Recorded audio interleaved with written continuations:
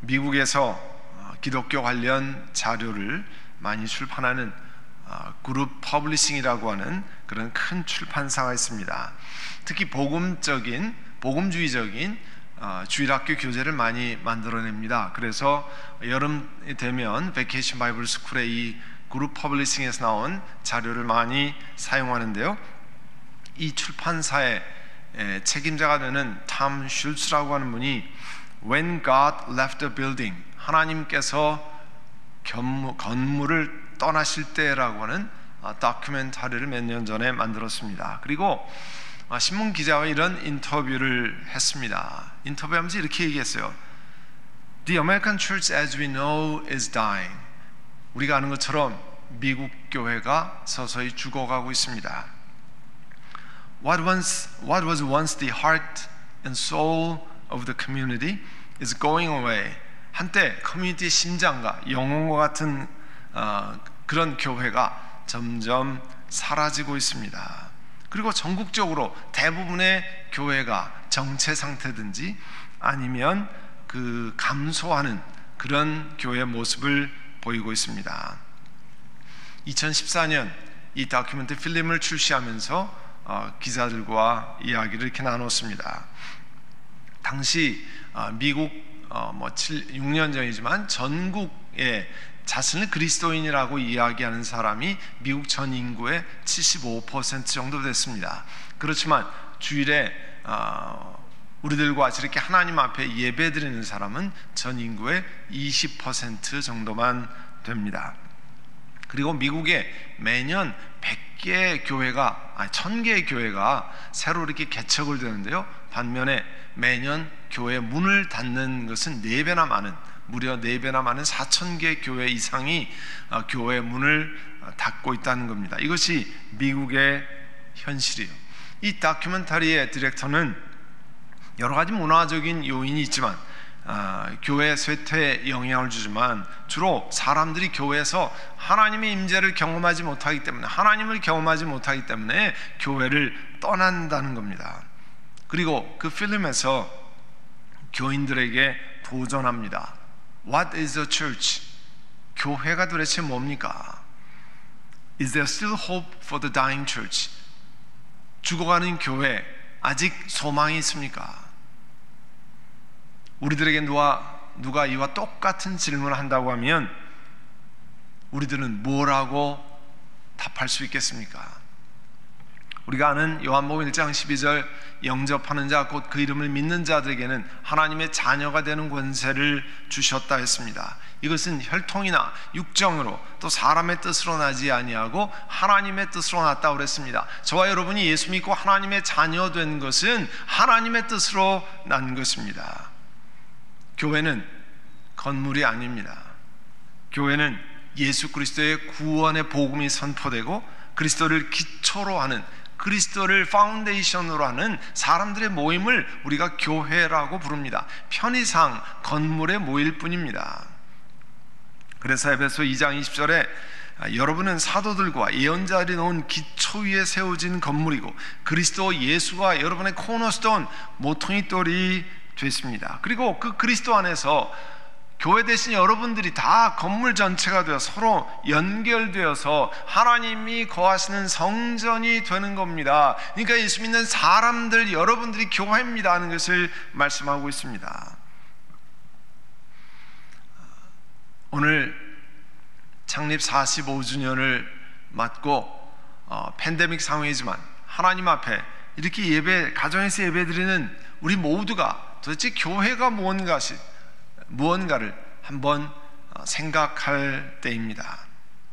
오늘 하나님 말씀 고린도후서 2장 14절 이하에 보면 사도 바울은 당시 로마 전역에서 벌어지고 있던 로마 군인들이 승리하면 개선 행진의 그 이미지를 수많은 사람들이 보았던 것을 말씀을 통해서 소개하고 있습니다.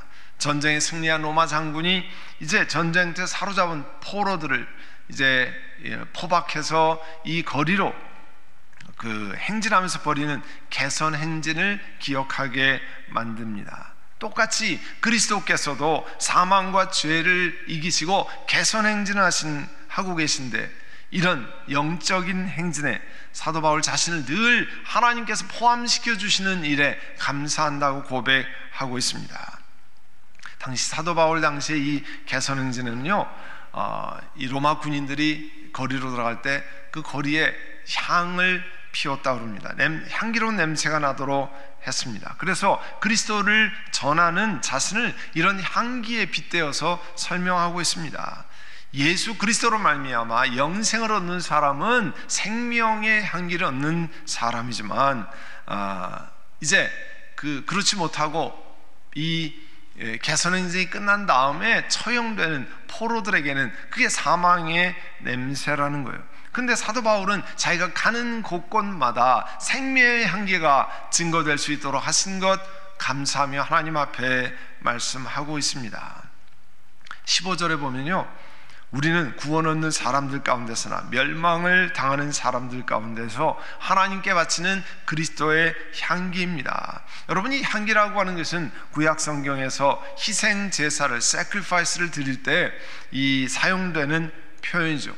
소를 잡고 양을 번제단 위에서 태워서 날 때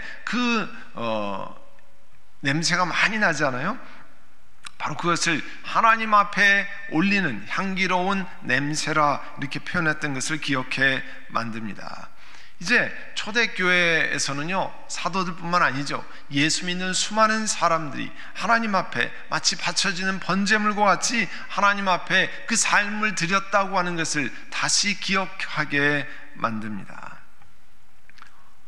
오늘 본문 17절에 가면요, 우리는 저 많은 사람들처럼 하나님의 말씀을 팔아서 먹고 사는 장사꾼이 아닙니다. 당시에 잘못된 복음을 가르쳐 전하고 사람들을 유혹하는 사람들이 많았거든요. 사도 바울과 동역자는 우리는 그런 하나님의 말씀을 팔아서 먹고 사는 장사꾼이 아닙니다.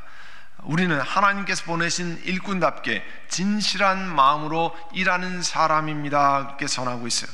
우리가 하나님 앞에, 하나님이 보시는 앞에서 그리스도 안에서 제가 진실을 말하고 있습니다. 사도 바울은 이렇게 전하고 있습니다.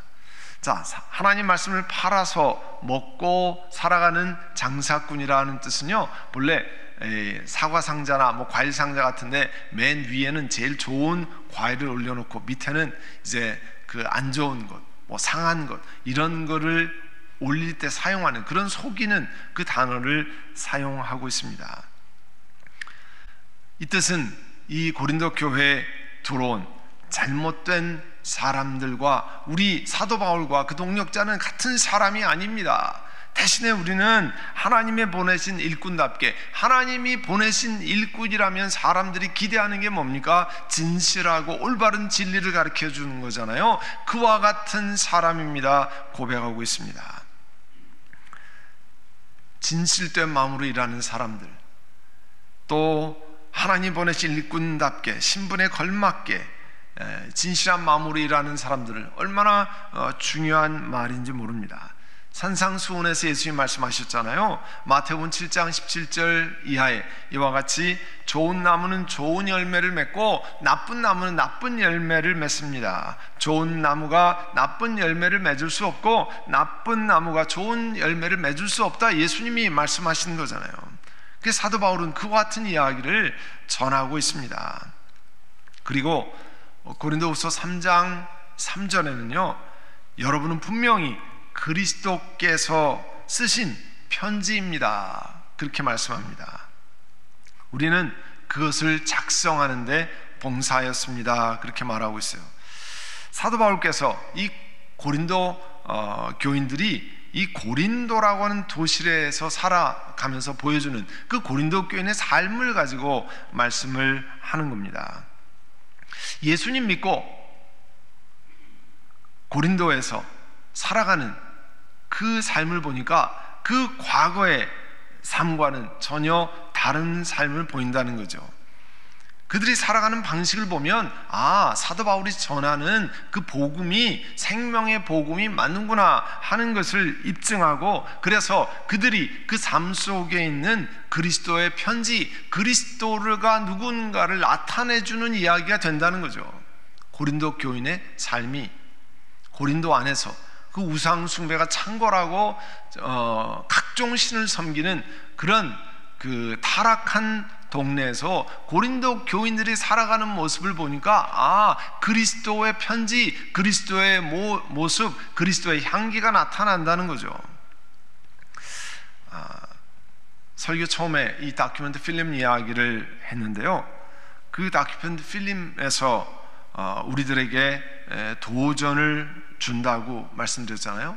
거기 보면 교회는 딱 고정되어 있는 치노힐스의 딱 그 건물 안에 있는 사람들만 교회는 아니죠. 삶의 존재 방식으로 A way of being이라고 표현할 수 있는데요, 이 존재 방식으로 이 치노힐스에 고정되어 있는 교회가 아니라 세상 속의 가정에서, 요즘 같은 팬데믹에서 많은 일을 가정에서 또 세상의 일터에서 그런 속에서 움직여가는 교회가 되어야 한다, 그런 뜻입니다. 금요일 저녁 찬양 예배 직전에도 함께 찬양 하나 들었고요. 오늘 축도 후에도 여러분 한 5분 동안 그 찬양 하나를 같이 들으려고 합니다. 그러니까 축도 후에 그 성령 끝난 다음에 그 자리에 화면을 보시고 그 가사를 들으시면서 우리가 예수 믿는 하나님의 자녀인데, 우리가 모여서 하나님의 성전이 되는데 우린 누구인가 하는 것들을 돌아보고 생각하시기를 원합니다. 그 후에 김현철 씨가 작사 작곡한 우리는 주의 움직이는 교회라는 찬양을 같이 들으려고 합니다. 그 가사에, 그 찬양 가운데 이런 말이 있습니다. 나의 하나님, 우리가 이곳에 서 있으니 이 땅을 치유하옵소서. 하나님, 우리가 어디에 있든지 주를 높이기를 원합니다. 우리가 일터에서 어떻게 살면, 일하는 곳에서, 가정에서 어떻게 살면 하나님을 높일 수 있겠습니까? 우리가 어떻게 살아야 우리가 서 있는 땅과 그곳에 서 있는 사람을 하나님께서 치유하시겠습니까? 우리 팬데믹 상황에서 많이 하나님 앞에 기도하는 역대하 7장 14절에 보면 우리가 겸손하고 낮아져서 우리의 잘못을 하나님 앞에 고백하고 하나님 앞에 회개하고 나오면 하나님께서 그 땅을 치유하신다고 말씀했잖아요. 우리 일터에서, 가정에서 우리가 어떻게 살면 하나님이 이 땅을 치유하시겠습니까? 캐나다 밴쿠버에 있는 리전 칼리지라고 하는 복음주의적인 대학이 있습니다. 그 학교에서 일터에 관해서, 이 워크플레이스에 관해서 가르치는, 신학을 가르치는 폴 스티븐스라고 하는 교수가 이런 얘기를 했어요. 신앙인들은 깨어있는 대부분의 시간을 일터에서 보낸다. 만약 그리스도인의 신앙이 일터와 관계가 전혀 없는 것이라면 그런 신앙은 기독교가 아닌 다른 종교라고 그랬습니다. 물론 가정에서 자녀를 돌보는 분들 있죠. 또 지금 같은 경우는 팬데믹 상황에서 집에서 재택근무를 해야 되는 경우 있죠. 그러나 대부분의 사람들이, 일하는 분은 자기 직장, 일터, 비즈니스에서 엄청나게 많은 시간을 보냅니다. 그런데 그 일터에서의 신앙이 그리스도, 예수 믿는 그 일터 안에서 우리 신앙생활에 전혀 상관이 없는 것이라면, 그런 모습을 보이고 있다면, 그런 삶을 살고 있다면 우리가 믿는 신앙은 기독교는 아니라는 거예요. 종교개혁자 마틴 루터가 이런 말씀을 했습니다. 평신도들의 노동, 평신도들이 하는 일이 성직자들의 종교적 활동만큼 거룩한 하나님의 소명이라는 사실을 역사적으로 처음으로 교회에 가르쳐준 사람이 되었습니다. 평신도들은 자기가 날마다 땀 흘리는 일터에서, 직장에서 하는 일이, 또 가정에서 하는 일이 직접적으로 하나님의 사랑하시는, 하나님께서 사랑하시는 이웃을 섬기고 하나님을 섬기는 귀한 일이라는 것을 자각해야 합니다. 그래서 루터는 우리가 각자 일터에서 하는 일이 세상을 향한 하나님의 일이라고 하는 거죠. 우린 자꾸 하나님의 일, 세상 일 구별하잖아요.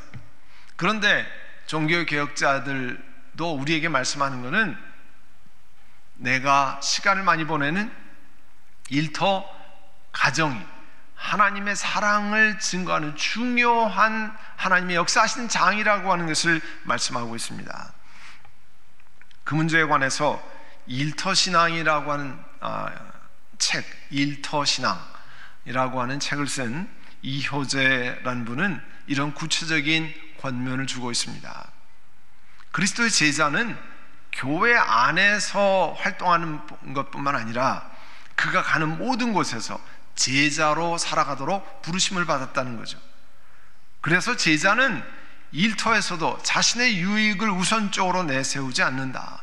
타인과의 경쟁에서 성공을 이루고 사람들에게 인정받으려는 목적으로 일하지 않는다는 거죠. 오히려 제자는 자기가 하는 일을 통해서 다른 사람들이 유익 얻는 것을 기뻐한다는 거죠.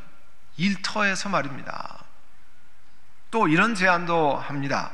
그리스도의 제자들은 직장에서 효율적으로 업무 수행을 하는 것을 최고의 열매로 생각하지만 주변 사람들의 침을 짊어지고 함께 걸어가는 수고를 소홀히 해서는 안 된다는 거죠. 이런 과정을 통해서 자신에게 불이익이 돌아오기도 하고 희생을 감내하는 것, 어쩔 수 없는 제자가 걷는 길이라는 거예요. 그러니까 일터에서도 그런 제자로서, 예수님의 제자로서의 삶을 실행하는 것을 이야기하고 있습니다. 간단히 말하면 우리 교회에서도 양육반 1단계, 2단계, 3단계, 4단계 뭐 이렇게 공부하잖아요. 제자반을 수료하는 것으로 제자가 되는 게 아니죠. 일터에서 일하면서 비즈니스를 운영하면서 가정에서 살아가면서 성경에서 말씀하는 그리스도의 제자로 사는 훈련을 계속하기 위한 그건 준비 단계고, 실제는 일터에서 가정에서 이웃을 만나서 비즈니스를 운영하면서 직장 동료 속에서 어떻게 그리스도의 제자로 살아가느냐를 실천하는 길이 남아있다는 거죠. 오늘 예배 전에 함께 들었던 찬양이 있습니다. 찬양 사역자 전은주 씨가 작사 작곡한 교회여 일어나라, 교회여 일어나라. 그 찬양에 보면 우린 세상에 빛 어둠을 밝히는 하나님의 편지, 주를 나타내는 주의 교회를 통해, 우리를 통해 세상이 주를 보리라. 누구를 통해 세상 사람들이 예수님을 본다고 고백했습니까? 교회를 통해, 우리를 통해. 여러분, 근데 교회가 누굽니까? 교회가 예수 믿는 우리들이잖아요. 결국 우리를 통해서 세상이 예수 그리스도를 본다는 말이잖아요. 그러니까 우리 그리스도인들이 얼마나 이 땅을 살아가면서 어떻게 살아가야 하는지를 기억해야 하는 겁니다. 교회를 통해, 바로 우리를 통해 세상이 예수 그리스도를 본다는 거죠. 예수 그리스도가 누군가를 맛본다는 거죠. 오늘 사도 바울은 고린도 교인들을 향해서 그리스도께 쓰신 편지라고 선포했습니다. 3장 3절에 보시면 여러분은 분명히 그리스도께서 쓰신 편지입니다. 우리는 그것을 작성하는 데 봉사했습니다. 그것은 먹물로 쓴 것이 아니라 살아계신 하나님의 영으로 쓴 것이요, 돌판에 쓴 것이 아니라 가슴판에 쓴 것이라고 했습니다. 사도 바울께서는 고린도 교인들이 변화되어서 세상 속에서 그리스도께서 직접 쓰신 편지가 된 것은 살아계신 하나님의 영으로 말미암은 것이라 고백했습니다.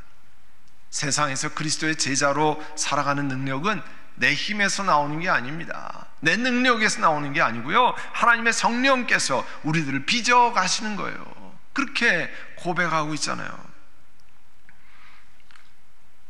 이 양육반에 들어가고 또 이렇게 구역예배 여러 가지 소식을 들으면서 그 양육반에서 이야기하는 것을 들으면 코로나 바이러스 사태로 이제 집에 머무는 것이 길어지면서 이 영적인 동력이 떨어지는 것을 고백하는 분들이 여기저기에 있습니다.